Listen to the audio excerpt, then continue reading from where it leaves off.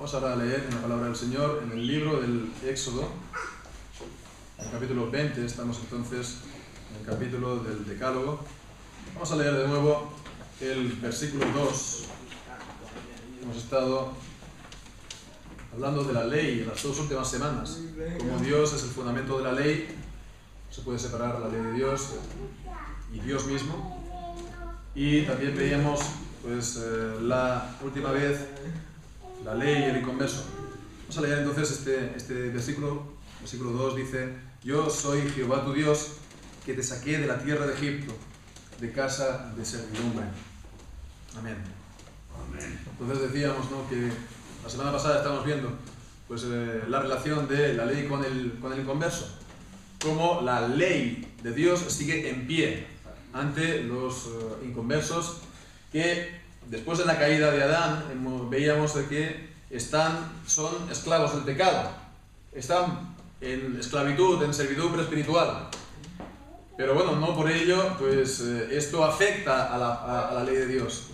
La ley de Dios sigue estando en pie, se mantiene en pie por la autoridad de Dios, y veíamos que era uno para mostrarle a los hombres sus pecados y la necesidad que tienen entonces de un perfecto Salvador, de Jesucristo. Y 2, también lo veíamos para que sea la norma de justicia perfecta que las autoridades tienen que implantar en la sociedad, ¿no?, para contener el mal, para que los hombres, aunque sean constreñidos, ¿no?, se sometan a estas normas de justicia, o por temor, como dice Romanos 13, ¿no?, que si hacen lo malo temen, porque las autoridades no en vano llevan la espada. Entonces, aunque sea constreñido, mejor es esto que pecar contra Dios, porque el pecado siempre trae consecuencias desastrosas, ya sea en la vida de las personas, de las familias o también de las naciones. Pero bien, no solamente debemos de pensar en la ley como algo negativo, no solamente como algo a lo que estamos obligados, por supuesto que estamos obligados, pero también hay que tener la visión de la ley como algo positivo. La ley, dice la palabra, es santa, justa y buena. Y hemos de pensar entonces en la ley de esta manera. Ella nos dice la palabra de Dios que si la ley pudiera vivificar, la vida ciertamente sería por la ley. Entonces, que la ley también es en sí misma, otra cosa que no lo podamos nosotros cumplir, pero en sí misma es fuente de vida. Ella es también deleitosa. Ella es una delicia el meditar en ella y el practicarla y el vivirla. Pero claro, todo esto solamente para aquellos que han sido liberados por Dios de sus pecados. A ellos Dios le da la capacidad para poderla cumplir, para poder cumplir la ley. Y esto es lo que vemos en versículo 2 que hemos leído, cuando dice: Yo soy Jehová tu Dios, que te saqué de la tierra de Egipto, de casa de servidumbre. Antes eras esclavos, antes, como eras esclavos en Egipto, no las podíais cumplir, ahora sois libres, ahora podéis hacerlo. Bien, después de estar seguido de los 10 mandamientos del Decálogo, está diciendo que ha sido sacado de la servidumbre para que la cumplan. Ese es el propósito, que cumplan la ley. Bien, esto mismo lo hemos confirmado en la palabra de Dios, que Dios nos libra para que podamos después cumplir sus mandamientos. Lo hemos confirmado, por ejemplo, en Lucas, en el capítulo 1, en la profecía de Zacarías, el padre de Juan el Bautista. Allí leemos en el versículo 73, leemos allí, dice: Del juramento que hizo Dios a Abraham, a nuestro padre, que nos había de conceder que, librados de nuestros enemigos, sin temor los serviríamos en santidad y en justicia delante de él todos nuestros días. Librados de los enemigos, librados de la esclavitud, los serviríamos en santidad y justicia, por tanto cumpliendo su ley y sus mandamientos. Y es también lo que leemos, este pasaje tan conocido en Efesios, en el capítulo 2, que nos habla de la salvación, el versículo 8, la salvación es por gracia, por la fe. Porque por gracia sois salvos por medio de la fe, y esto no de vosotros, pues es don de Dios, no por obras, para que nadie se gloríe, porque somos hechura o creación suya, creados en Cristo Jesús para buenas obras. Vemos, no somos salvos por las buenas obras, somos salvos por la gracia, por medio de la fe, pero somos salvos para buenas obras. Entonces, para obedecer y cumplir la ley y los mandamientos de Dios. Por lo tanto, queda por ver ahora un tercer uso de la ley, ¿no? Veíamos la semana pasada entonces los usos que tienen que ver con los inconversos. Ahora el uso que tiene que ver con el creyente. El uso como norma de vida para el creyente. Para que el creyente se someta gustosamente a la palabra de Dios. Y que la cumpla también. No solamente obligado, sino también de corazón. Esto se conoce como el uso normativo de la ley, como norma de vida, principalmente estamos diciendo del creyente. Y bien, no sé si a estas alturas, ¿no?, después de haber pasado ya 2 semanas con estas cuestiones de introducción, estaremos a lo mejor pensando alguno, o todos, no sé, ¿por qué tanta introducción a la ley? ¿Por qué tanta introducción a la ley? ¿Por qué dedicar tanto tiempo antes de tratar los mandamientos del decálogo en particular, ¿no? ¿Por qué incluso ver la relación que tiene la ley y los mandamientos de Dios con el creyente? ¿No está todo claro en cuanto a los mandamientos de Dios? Pues la verdad es que no está todo claro. Si estuviera todo claro, no habría necesidad en detenerse específicamente en cuanto, por ejemplo, ahora la relación que tiene la ley y los creyentes. Pero la verdad es que hoy día existe mucha confusión al respecto, al papel que ha de tener la ley y los mandamientos de Dios con el creyente. Confusión en todos los sentidos. Confusión por aquellos que conceden a la ley mucha importancia en relación con la vida del creyente, y también aquellos que le restan importancia a la ley en relación con la vida del creyente, tanto por unos como por otros. Entonces tomemos, si no, pues para empezar, los que le conceden una gran importancia a la ley de Dios, a los mandamientos de Dios en relación con la vida del creyente. Y de entrada hemos de decir que por supuesto no hay nada malo en ello, porque es la ley de Dios, todo lo contrario. La ley es muy importante, por supuesto. No hay que, digamos, malinterpretar las cosas, ¿no? No hay ningún problema en concederle a la ley de Dios mucha importancia en relación con la vida del creyente. La cuestión es cómo se le da esa importancia, ¿no? ¿Cuál es el sentido? Entonces, a menudo se da la impresión, bueno, y a veces más que impresión es que es así, se dice que la salvación dependa de guardar los mandamientos de la ley de Dios, ¿no? Es decir, que un creyente es salvo, hemos leído en Efesios capítulo 2, ¿no?, por gracia sois salvos, pero que si no guarda los mandamientos, entonces cae de nuevo bajo la condenación. Cae de nuevo bajo la condenación. Entonces pensemos lo que esta manera de pensar, lo que significa. El creyente entonces de entrada sería salvo, por gracia sois salvos, pero que sería provisionalmente salvo. Sería, de manera provisional lo es, pero que se tiene que confirmar, sí o no, de que de manera definitiva va a ser salvo, ¿no?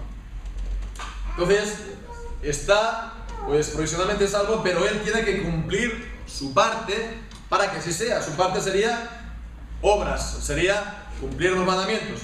Entonces sería esto una manera de ver la salvación pues totalmente condicional. Es decir, Dios pone la condición.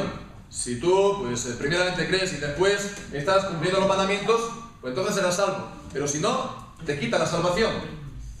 Bien, y entonces, si te quita la salvación porque no estás guardando los mandamientos de Dios o estás pues infringiéndolos, entonces vemos la ley condena si no la cumples. Y entonces de esa manera la ley vuelve a estar como un pacto de obras sobre el creyente, de la misma manera que estuvo sobre Adán, ¿no?, que prometía a Dios la vida eterna por el cumplimiento de la ley, y fue por un pecado que le quitó pues esa vida que él tenía y entró la muerte al mundo. Bueno, pues esta es una versión muy extendida. De hecho, es, para empezar, la de la iglesia romanista o papista, que en realidad, pues bien, tienen exactamente esta misma visión de una salvación completamente condicional, de, digamos, una cierta provisionalidad en la salvación, ¿verdad?, que se tiene que, pues, confirmar a lo último. Y también, pues, es al final la de todos los legalistas. se utiliza muchas veces esta palabra, los legalistas o los moralistas, ¿no? A veces se oye esta expresión, ¿no?, de que sin obras no hay salvación. A veces incluso se oye sin moralidad no hay salvación. Y ciertamente, en un sentido es así, porque ya nos dice Jesucristo mismo que por el fruto se conoce el árbol. El árbol bueno no da malos frutos. El árbol malo no da buenos frutos. Entonces, las obras son necesarias para la salvación, sí, pero como fruto de la salvación. No puede ser de otra manera. Alguien que ha sido salvo por la gracia de Dios, el fruto del Espíritu Santo se va a manifestar en su vida. Entonces, como fruto, pero no como causa. No es lo que nos hace salvos las obras, no es lo que nos hace salvos el cumplimiento de los mandamientos. Esta manera de ver las cosas, pues se conoce también en teología por un nombre que es el de los neonomianos, ¿no? Neonomianos es una palabra compuesta de neo, nueva, y nomos, ley. Entonces concibe que el Evangelio, más que el anuncio de la salvación de gracia, es una nueva ley para el creyente. Antes estaba la ley de Moisés, ahora está la ley de Cristo. Y en el fondo, pues entonces siempre es al creyente el cumplir los requisitos para la salvación. Bien, pues no pensemos que toda esta manera de pensar, pues dentro del mundo evangélico, pues sea lo propio de arminianos. Sí, el 90% o la inmensa mayoría pues serán arminianos que mantienen esta manera de ver las cosas, pero también hay que decir que los reformados, aquellos que también se dicen reformados, muchas veces se acercan a esta manera de ver las cosas. Entonces, evidentemente, abiertamente no van a decir que la salvación es por obras.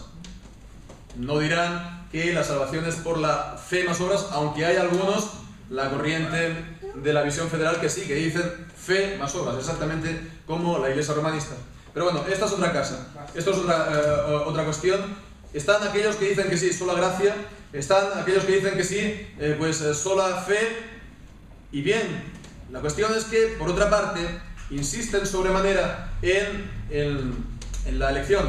No es que la elección sea un problema, pero que insisten en el hecho de que se ha de presentar las obras para que uno pueda decir, pues yo soy salvo, o yo soy elegido, o pues yo entonces puedo tener la seguridad de la salvación.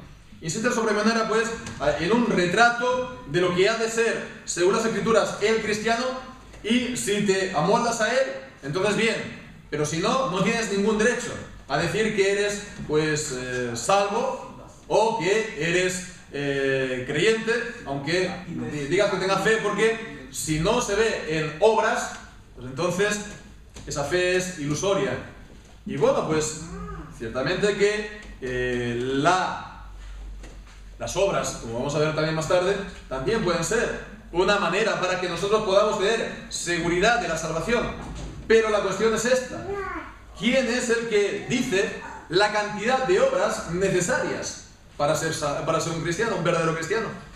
¿Quién es el que dice, pues, la cantidad de obras dentro de ese retrato tipo de lo que ha de ser el cristiano según las Escrituras?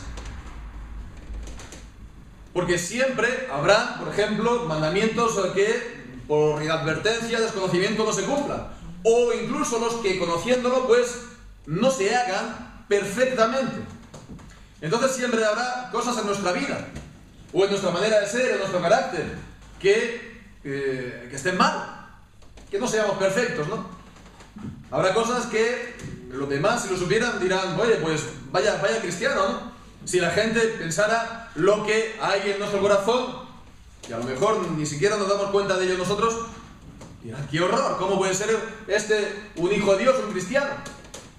Entonces la cuestión es que si vamos a ser absolutamente coherentes con este criterio, se puede decir, pues entonces nadie puede tener la seguridad de ser salvo.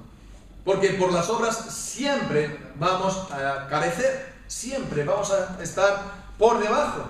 Con lo cual siempre vamos a tener que estar temiendo, ¿verdad? No vaya a ser que me hayan engañado. O no vaya a ser que yo me haya engañado a mí mismo creyendo que soy creyente, pero al final es que no lo soy. Y de esa manera es que es imposible tener la paz y el gozo de ser creyente, del Evangelio, de Cristo, de que el Evangelio trae. Y cuando estamos entonces, pues siempre alrededor de nosotros y de nuestras obras, esto crea un ambiente muy cargado, muy enrarecido. Es como una habitación, un dormitorio, ¿verdad? Que no han abierto las ventanas, ¿no? El ambiente está enrarecido. Pues así también es cuando, pues más que traer la luz del Evangelio, estamos siempre mirando: tengo yo las suficientes obras, tengo yo los suficientes requisitos. Entonces esta manera de ver es bien corriente.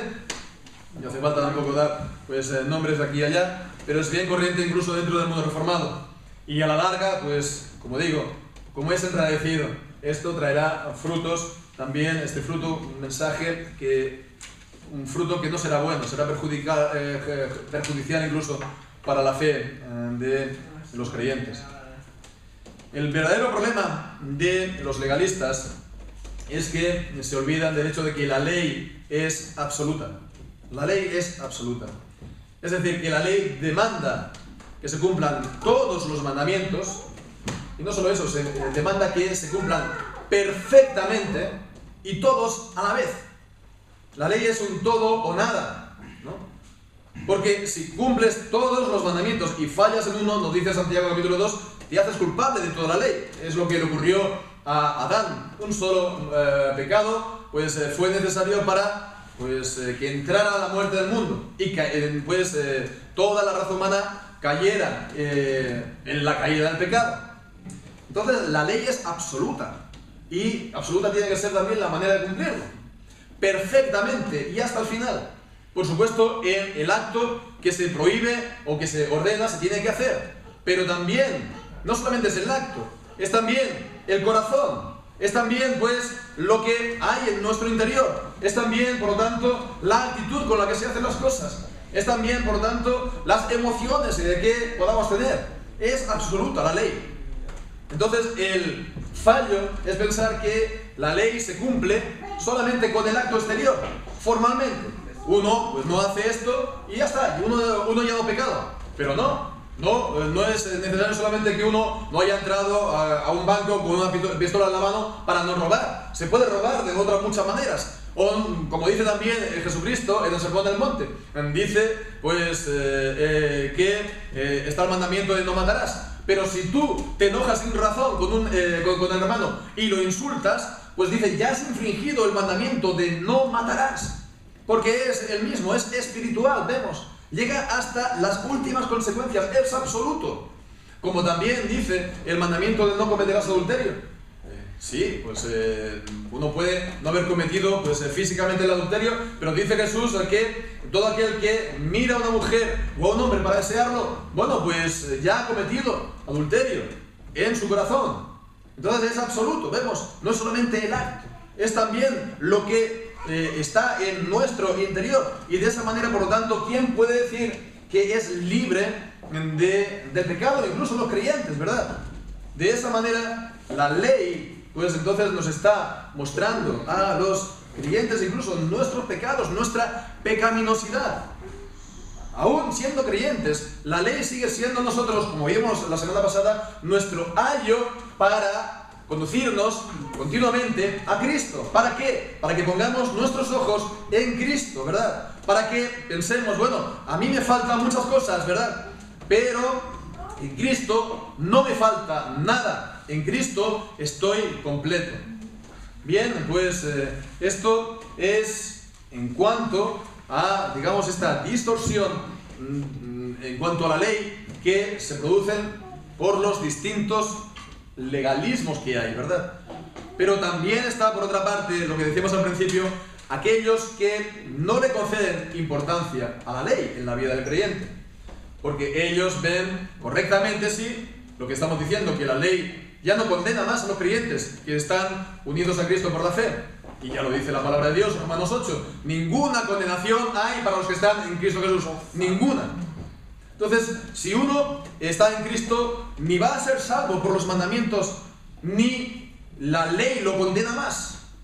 Como dice Romanos 8 también, ¿quién condenará a los escogidos de Dios? Cristo murió, Cristo resucitó, es más, Él está intercediendo por su pueblo. Ellos entonces ven correctamente que están completos en Cristo. Entonces tienen los ojos puestos en Cristo. Entonces, todo esto es perfecto. ¿Cuál es el problema? Pues que ellos concluyen que de esa manera la ley moral ya no tiene ningún papel en la vida del cristiano. No tienen que prestarle importancia, porque se tienen que centrar tanto en Cristo que si miran a la ley o a los mandamientos, entonces ya se cae otra vez en el legalismo. Para consigo mismo o para con los demás. Está juzgando a los demás. Está juzgando a los demás. Entonces, lo que se tiene que hacer es, dicen, bueno, creer en el Evangelio, por supuesto, centrarse solamente en Jesucristo, por supuesto, y amar, ¿no? Amar, la ley del amor. Amar a Dios por todas las fuerzas, amar al prójimo como uno mismo, y entonces la ley está cumplida. Entonces, creer y amar. En definitiva, este es el resumen de la vida cristiana que hacen estos cristianos, estos hermanos, ¿sí? Y por supuesto que no hay ningún problema que la ley, el cumplimiento de la ley es el amor. Es una cita bíblica, Romanos 13, versículo 10.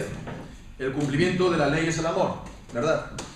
Entonces, el amor lo abarca toda la ley, ¿no? El amor a Dios abarca todos los mandamientos con respecto a la primera tabla. El amor al prójimo abarca todos los mandamientos con respecto a la segunda tabla. Uno que ame a Dios y al prójimo cumplirá todos los mandamientos. La cuestión es que el amar a Dios sobre todas las cosas es el resumen de la ley, como también amar al prójimo como uno mismo es el resumen de la segunda tabla de la ley. Y eso no quita los mandamientos, porque los mandamientos es el contenido de ese amor, no es un amor vacío. Tiene ese contenido, ese amor, ¿verdad? Por lo tanto, el amor no quita el que miremos también a los mandamientos en concreto, que es el amor a de guardar. Entonces, bueno, a estos creyentes, estaban los neonomianos, ¿no? Los que convertían el Evangelio en una nueva ley, pues a estos se les da también, en teología, normalmente otro nombre que es el antinomianos. Anti, contra, nomianos, ley, ¿no? Entonces, bueno, no es que estén ellos diciendo en principio que la ley es mala, o es desfasada, o es anticuada, aunque a veces también se acaba pensando esto o diciéndolo, pero es una actitud en cuanto a que la ley no ha de prácticamente ni siquiera lamentarse entre cristianos. Pero esta actitud no es buena, no es correcta, y esto por distintas razones. En primer lugar, porque como hemos visto en las distintas las semanas pasadas, ¿no? Es imposible separar la ley de Dios, primeramente de Dios, pero también del hombre. ¿Por qué? Porque Dios ha creado al hombre a su imagen y semejanza. Dios ha grabado la ley de Dios en el corazón del hombre. Esto se ve en la conciencia de los hombres. Y entonces, no se puede separar. La gente obligatoriamente piensa que hay un bien y hay un mal, y que hay una serie de cosas que están mal. Hay también gente que no cree en Dios. Hay también ateos que quieren llevar una vida a veces honesta y virtuosa. Entonces, ¿por qué entonces los creyentes no van a estar mirando la ley, pensando lo que está bien, lo que está mal? Intentar que su vida muestre el bien, ¿no? O la virtud. Entonces, eso es dejar de ser humano en realidad. ¿Por qué? Porque eso es algo que forma parte de la naturaleza humana. No se puede separar la ley, ¿verdad?, del hombre, tampoco de los creyentes. En segundo lugar, porque, los cristianos también, hay que ser realistas, ¿no? Somos hombres de carne y hueso, somos también, en parte, pecadores. Somos pecadores. Ya lo decía esta frase de Lutero, ¿no? Que los creyentes somos a la vez justos y pecadores a la vez. Entonces, en parte somos pecadores. Gloria a Dios, no es el todo, ¿no? Antes de ser creyentes éramos totalmente en pecado y en esclavo, pero ahora, continúa en parte esta naturaleza pecaminosa en nosotros. Entonces, pensar que no necesitamos la ley es pensar como si eso no fuera así, ya fuéramos totalmente perfectos. Y bueno, todo lo que veíamos, el oficio de la ley, los usos de la ley que tienen para los pecadores, lo veíamos la semana pasada, que no tiene nada que ver con nosotros. Pues no, señor. Sí que necesitamos que nos muestre el pecado, que nos dé normas a las que acogernos también. Entonces, bueno, ya digo, es pensar como que si los creyentes somos tan súper espirituales, como si fuéramos aquí unos ángeles en las nubes, ¿no? No, somos también como los demás, en parte pecadores, necesitamos también la ley como los demás. Y bien, por último, la última es que la ley nos tiene que guiar nuestras vidas.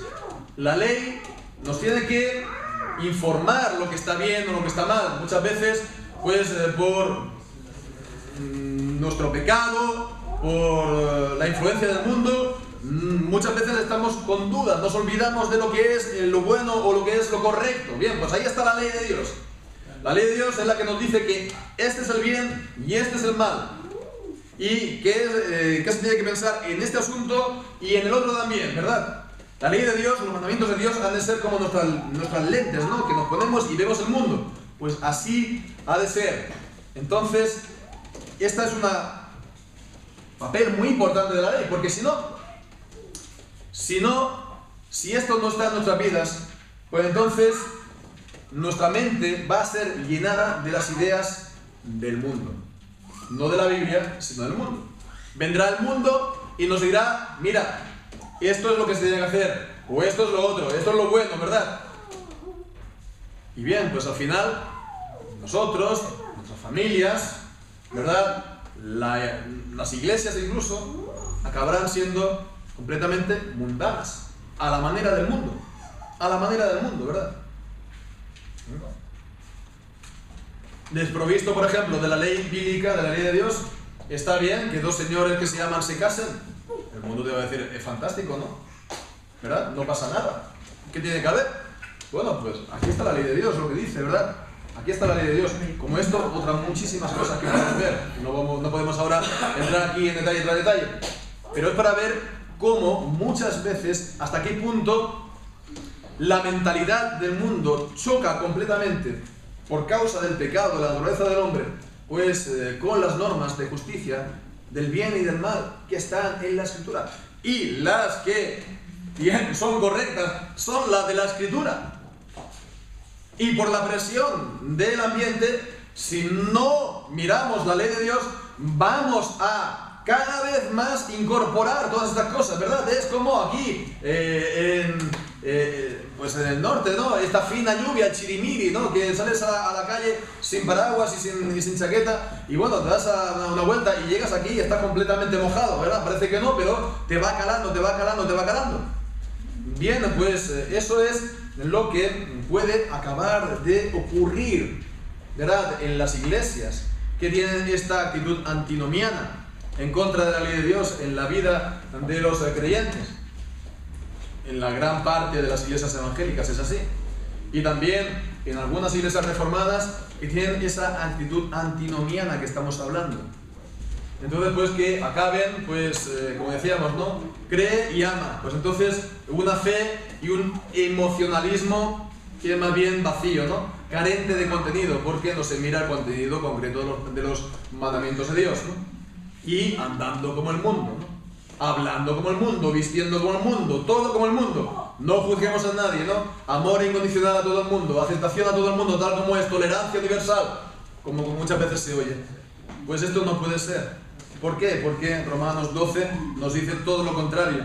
Nos dice que no hemos de tomar la forma del mundo. Al contrario, dice en Romanos 12, 1 y 2, así que hermanos, os ruego por las misericordias de Dios que presentéis vuestros cuerpos en sacrificio vivo, santo, agradable a Dios, que es vuestro culto racional. Dice, no os conforméis a este siglo, no toméis la forma de este mundo, sino transformaos por medio de la renovación de vuestro entendimiento, para que comprobéis cuál sea la buena voluntad de Dios, agradable y perfecta. la buena voluntad de Dios, la voluntad de Dios normativa, la ley y los mandamientos de Dios.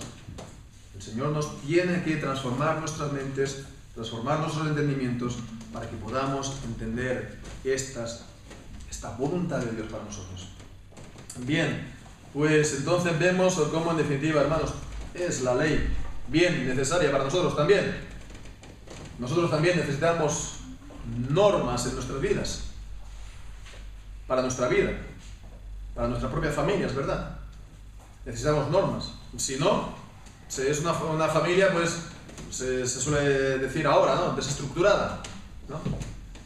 Si no hay normas, si no hay principios, si no hay disciplina, pues entonces si en un miércoles los niños se levantan a la 1 de la tarde, ¿verdad? Se van a la cama a las 3 con el móvil, pues está desestructurada.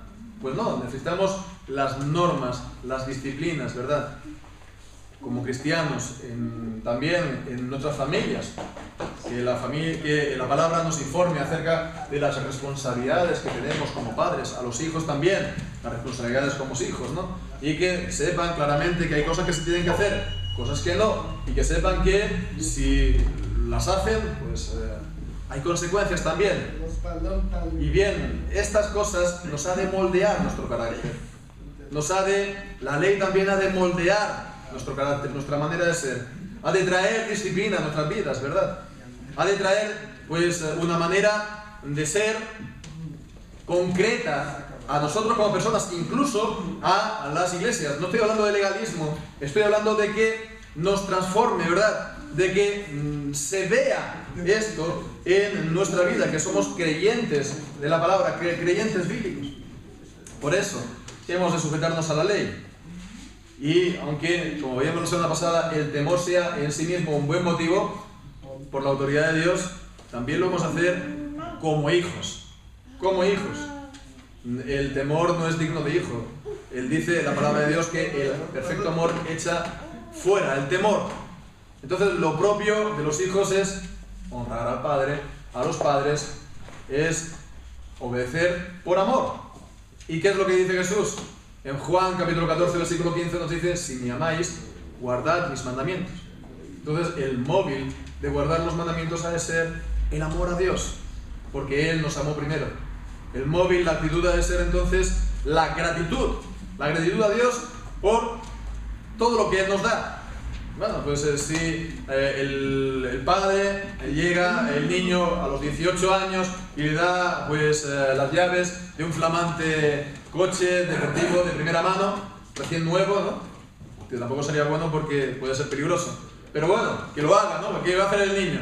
Pues va a estar súper contento, agradecido, va a estar limpiando la casa, va a estar agradando a sus padres por ese gran regalo que le ha hecho. Es normal. Pues así ha de ser también nosotros, nuestra actitud para con el Padre, que nos ha hecho el gran regalo inmerecido de la salvación. Que a pesar de nuestros pecados pasados y aún presentes, Dios nos ha amado y nos ama. Y Dios nos ha dado a su Hijo unigénito, para que Él, pues, sea nuestro Salvador. Todo lo que a nosotros nos falta, Él lo tiene. Y que por lo tanto tengamos la seguridad de ser salvos, de que somos sus elegidos. Entonces, está bien, sí, como veíamos, la prueba de las obras para saber si uno es salvo y elegido, pero está la prueba de la fe, de fijarse en Cristo, de confiar en Él. Entonces, necesitamos, en definitiva, la ley, necesitamos leerla, meditarla bien, estudiarla bien, ver de qué manera se puede cumplir ante un mandamiento, pensar, bueno, está este mandamiento a que no haga esto. Bien, pues entonces está este mandamiento a que no haga esto, lo que me prohíbe, pero al mismo tiempo, si lo pensamos, pues este mismo mandamiento me está ordenando indirectamente a que haga lo contrario, ¿verdad? Entonces me está mostrando una serie de deberes que tengo que hacer. Entonces vemos que un mandamiento da mucho de sí, porque está lo que me prohíbe, está lo que me ordena, y esto se puede aplicar de distintas maneras en las distintas áreas. En mi familia, en mi trabajo, ¿verdad? En la sociedad, en el conjunto, en la congregación. Todo esto, pues, verdaderamente puede llenar de mucho contenido, ¿verdad? nuestra propia vida como creyentes, nuestras congregaciones. Entonces hemos de intentar ser lo más precisos posibles para llevar nuestra vida en conformidad con los mandamientos de Dios. Hemos de intentar ser lo más preciso posible en cuanto a la fe, ¿verdad? A las doctrinas de la palabra de Dios. También hemos de ser lo más preciso posible, intentar serlo, llevar nuestra vida en conformidad con los principios y los mandamientos de Dios en su palabra. Entonces, todo esto, pues, pensando y teniendo pues bien en mente, teniendo bien presente que de esto vendrá bendición. Esto es una bendición para nosotros, esto es una bendición para su pueblo, y esto es también lo que podemos tener presente, ¿verdad? Ahora que vamos a leer la ley y vamos a estar meditándola, como pues leemos en Deuteronomio, en el capítulo 28, podemos leer el capítulo 28 de Deuteronomio hasta el versículo 14, las bendiciones a la obediencia.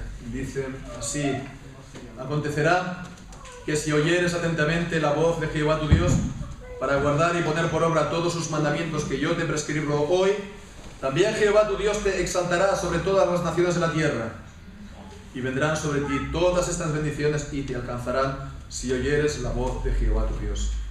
Bendito serás tú en la ciudad y bendito tú en el campo. Bendito el fruto de tu vientre, el fruto de tu tierra, el fruto de tus biestrias, la cría de tus vacas y los rebaños de tus ovejas. Bendita serán tu canasta y tu artesa de amasar. Bendito serás en tu entrar y bendito en tu salir. Jehová derrotará a tus enemigos que se levantaren contra ti. Por un camino saldrán contra ti y por 7 caminos huirán de delante de ti. Jehová te enviará su bendición sobre tus graneros y sobre todo aquello en que pusieres tu mano, y te bendecirá en la tierra que Jehová tu Dios te da. Te confirmará Jehová por pueblo santo suyo, como te lo ha jurado, cuando guardares los mandamientos de Jehová tu Dios y anduvieres en sus caminos. Y verán todos los pueblos de la tierra que el nombre de Jehová es invocado sobre ti, y te temerán. Y te hará Jehová sobreabundar en bienes, en el fruto de tu vientre, en el fruto de tu bestia, y en el fruto de tu tierra, en el país que Jehová juró a tus padres que te había de dar. Te abrirá Jehová su buen tesoro, el cielo, para enviar la lluvia a tu tierra en su tiempo, para bendecir toda obra de tus manos. Y prestarás a muchas naciones, y tú no pedirás prestado. Te pondrá Jehová por cabeza y no por cola, y estarás encima solamente, y no estarás debajo, si obedecieras los mandamientos de Jehová tu Dios, que yo te ordeno hoy, para que los guardes y cumplas. Y si no te apartares de todas las palabras que yo te mando hoy, ni a diestra ni a siniestra, para ir tras dioses ajenos y servirlos. Pues este es el deseo que está pues, en mi corazón. Ahora que vamos a pasar a estudiar la ley, pues que esta bendición esté en los creyentes, en cada hogar, ¿verdad? En la congregación. El Señor pues os confirme como pueblo santo suyo, que el Señor pues envíe su bendición hasta sobreabundar, ¿verdad?, en nuestras vidas, que todo el mundo vea que el nombre del Señor es invocado sobre nosotros, lo vean palpablemente y pues te teman, tengan ese respeto, ¿no? Ese temor, dice, de ver esto, que sea entonces la ley y los mandamientos de Dios pues la llave que haga abrir el buen tesoro de bendiciones del Señor sobre nosotros. Amén. Entonces que ahora sí, pues después de esto sí que podemos entonces ya pasar a los estudios de los mandamientos de la ley de Dios en concreto. Amén. Pues vamos a orar. Así. Señor Dios Padre nuestro que estás en los cielos, te damos a ti la gloria y la honra, Señor, por tu palabra, por tu santa ley, tus mandamientos, que según el hombre interior, Señor, ciertamente nos deleitamos en ellos. Después tenemos esta otra ley y esta otra presencia del pecado en nuestra vida, que nos lleva siempre y continuamente a Cristo. Pedimos al Señor también que oficies y ministres la ley tú en nuestras vidas, que tú hagas también que la ley tenga su ministerio en nuestras vidas, Señor, así como también lo tiene el ministerio del glorioso Evangelio del Señor Jesucristo. queremos pedirte pues que tú bendigas tu ley, tú bendigas, Señor, el estudio que vamos a también aprender mandamiento tras mandamiento, que tú nos transformes y nos moldees, Señor, para que no seamos conformados a este mundo, a este siglo, sino que seamos transformados por tu palabra y el Espíritu Santo, para que podamos comprender cuál es tu buena voluntad, Señor, la que tú nos has dejado en tu santa palabra, Señor. Abras tú Señor, el corazón nuestro a tu santa palabra, Señor. A toda perfección he visto fin, pero amplio sobremanera es tu mandamiento. Ayúdanos pues a comprender, Señor, danos la sabiduría, Señor, más sabiduría que los mayores, que los entendidos, Señor, que los sabios, por estudiar y meditar tu santa ley. Señor, queremos pues apropiarnos de todas las palabras del Salmo 119, en todo lo que nos dice, Señor, acerca del estudio y la meditación de tu santa ley. Señor, pues que así sea, que sea también delicioso para nuestras vidas y que sea un fortalecimiento para nuestras vidas y también para la obra y para la congregación. Pues te lo rogamos todas las cosas en nombre de Jesús. Amén.